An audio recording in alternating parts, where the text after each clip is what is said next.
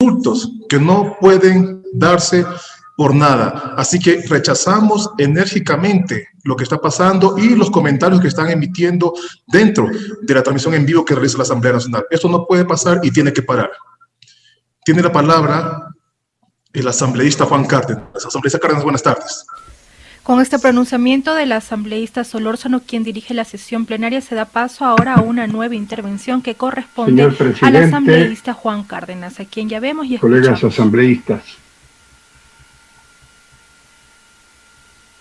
estamos acostumbrados a una cruel y perversa metodología que de parte del colegislador nos han llenado de confusiones. Por ejemplo, cuando enviaron a sí mismo como económico urgente leyes como la simplificación tributaria, fue para perdonarles, compatriotas, 4.500 millones de dólares a los grandes grupos económicos, a los banqueros, a las petroleras transnacionales, a las telefónicas transnacionales. Fue una gran decepción. Igualmente, cuando vino a la Asamblea la ley dizque de incentivos a la producción, ley de fomento productivo, lo que ocurrió es que le trancaron el 2% a las ventas de los microempresarios, de los pequeños emprendedores, condenándoles a la quiebra irreversible. Otro engaño. Cuando asimismo enviaron la ley de ayuda humanitaria, la gente muy pronto cayó en cuenta que se trataba de un nuevo engaño, de una envoltura que decía todo lo contrario, porque con esa ley se arrasaron con todos los derechos de los trabajadores, de los servidores públicos. Y hoy tenemos la más espantosa tasa de desempleo, de hambre, de marginación, fruto de la ayuda humanitaria, otro engaño. Y cuando nos mandan la ley que es el proyecto de ley orgánica reformatoria del Código Orgánico Monetario y Financiero para la defensa de la dolarización, ya sabemos los ecuatorianos, es para todo lo contrario. Es precisamente para abrir los cauces legales y sobre todo constitucionales a fin de que los tenedores del capital nacional, producción colectiva del país en manos de quienes detentan esa riqueza, esos valores, son enviados fuera del país y los más a paraísos fiscales, porque les reniega pagar impuestos a su patria. Entonces, ¿por qué les vamos a creer? Y cuidado con esa perversa forma de maniqueísmo cínico, que dice que los que no votamos por esta ley estamos en contra de la dolarización. No sean cínicos.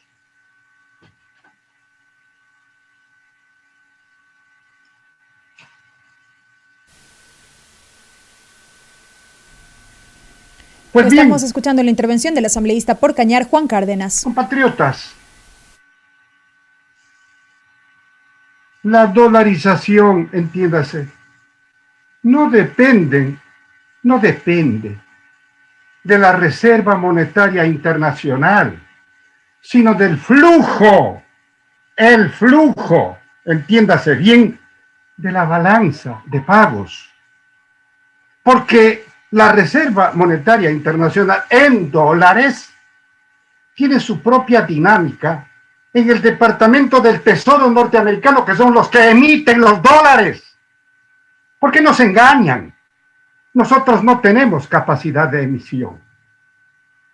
Por manera que cuando afirman, cuando alegan que se afectaría la dolarización por el destino de la Reserva Monetaria Internacional del Banco Central del Ecuador, dice que se afecta a la dolarización. Mentirosos. Eso no es cierto.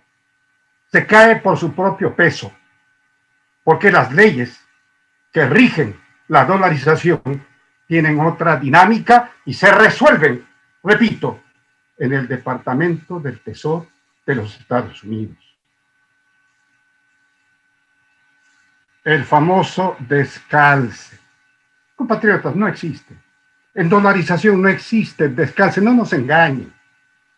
Es un concepto ideológico de los neoliberales para justificar lo imposible, para vender bolas.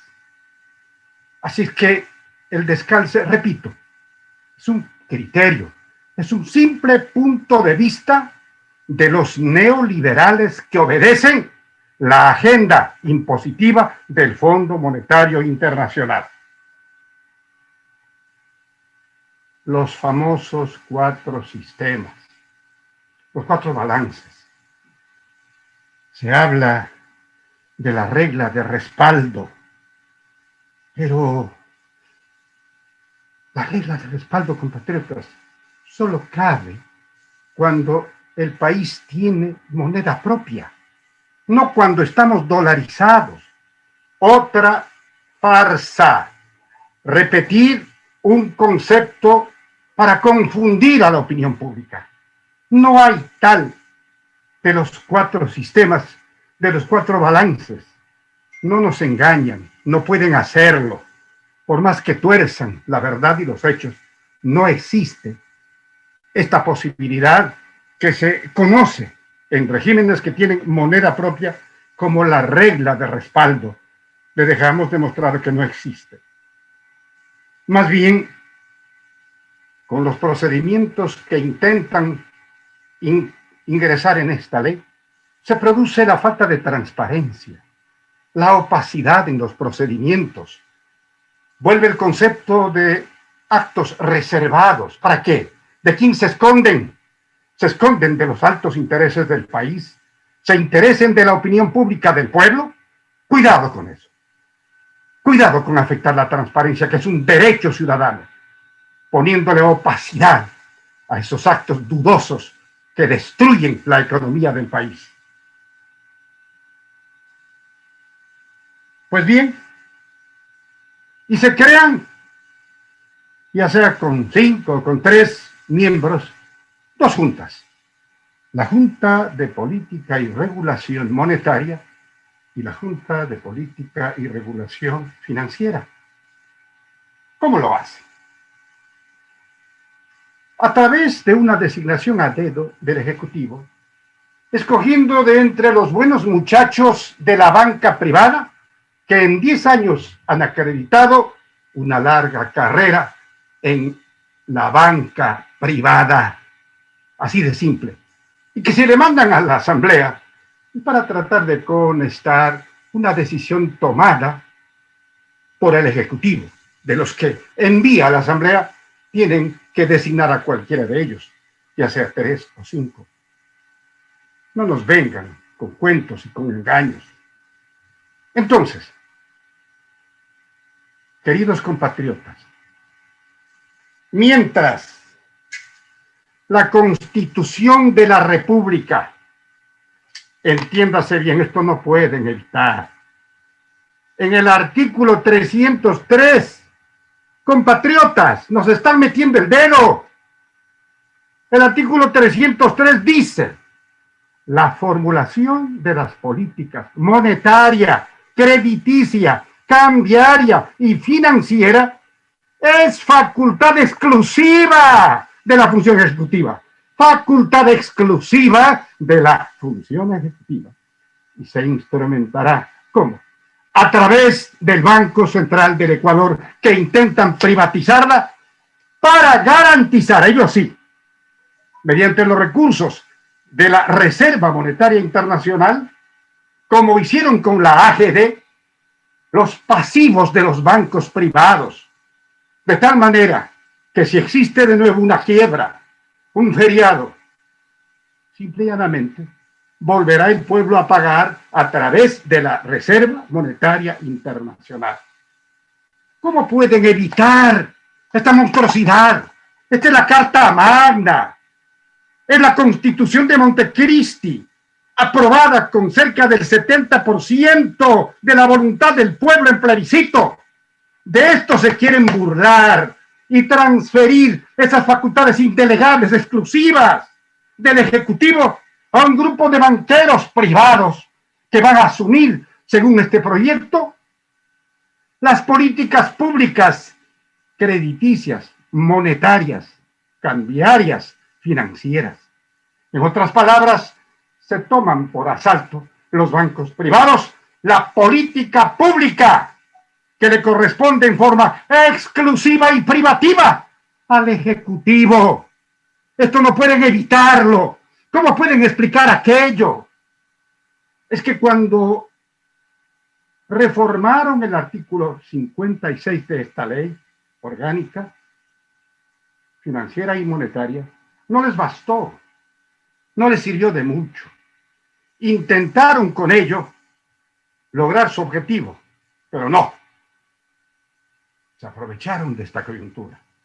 Como se habló en la campaña de la dolarización y de la desdolarización, algún iluminado derechoso neoliberal creyó llegado el momento de afectar la verdad, la Constitución, para llevarse en peso la reserva monetaria que es fruto de la gran producción nacional y del Banco Central del Ecuador. No nos mientan, el encaje bancario no es de disposición de los depositantes.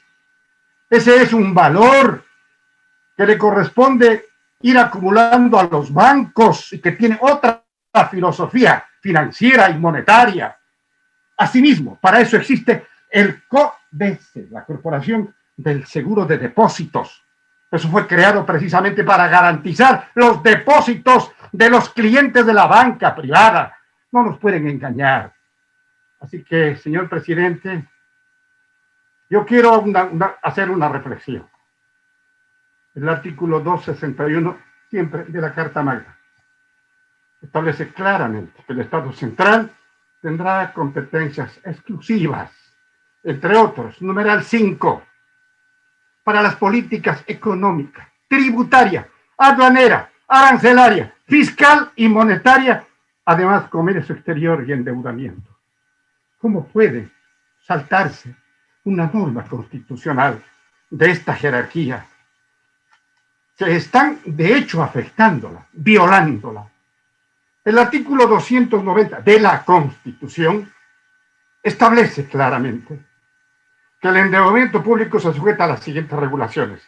Se prohíbe, dice, la estatización de deudas privadas para que ya no hayan los feriados pagados por la AGD. Recuerden que se sacaron de la chistera los mismos que desfalcaron al pueblo ecuatoriano. El artículo 303, repito, ecuatorianos, la formulación de la política monetaria, crediticia, cambiaria y financiera es facultad exclusiva de la función ejecutiva y se instrumentará a través del Banco Central del Ecuador. No tienen salida, no pueden eludir el juicio de la historia. El artículo 308 establece claramente en el inciso tercero, la regulación y el control del sector financiero privado no trasladarán la responsabilidad de la solvencia bancaria ni supondrán garantía alguna del Estado. Las administradoras y administradores de las instituciones financieras y quienes controlen su capital serán responsables de su solvencia. Se prohíbe el congelamiento o la retención arbitraria o generalizada de los fondos o depósitos en las instituciones financieras públicas o privadas.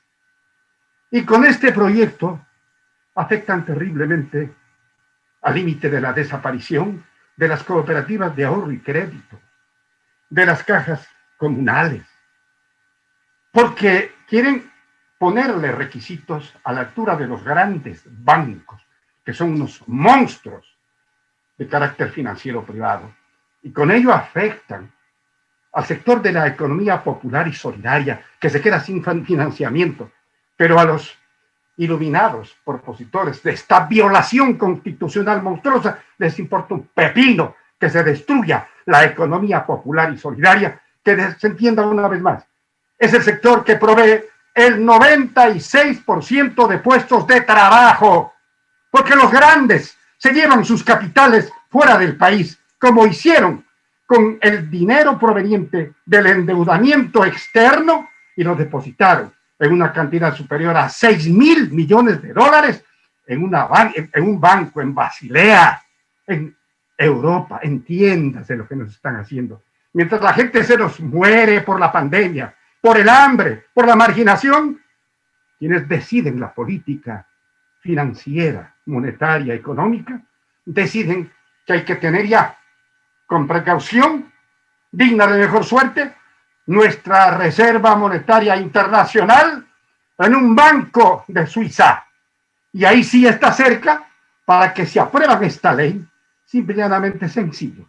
Será esa reserva la que respalde los pasivos de los bancos privados. ¿Qué están intentando de nuevo?